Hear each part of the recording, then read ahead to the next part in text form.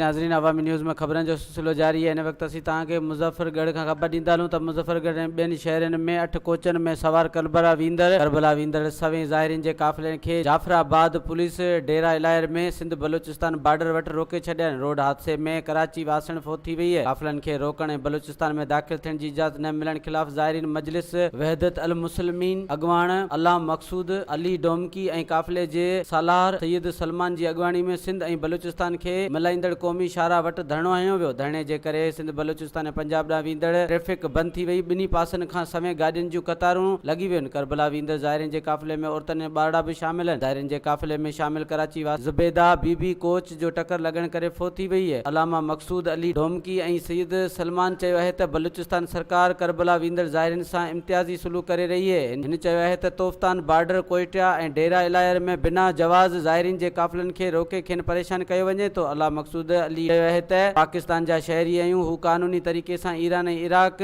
ज़ियारत करण लाइ वञी रहिया आहिनि। बलूचिस्तान सरकार ज़ाइरीन खे तहफ़ुज़ ऐं सिक्योरिटी फ़राहम करण बदिरां क़ाफ़िलनि खे रोकण जो हुकुम ॾेई नाइंसाफ़ी करे रही है।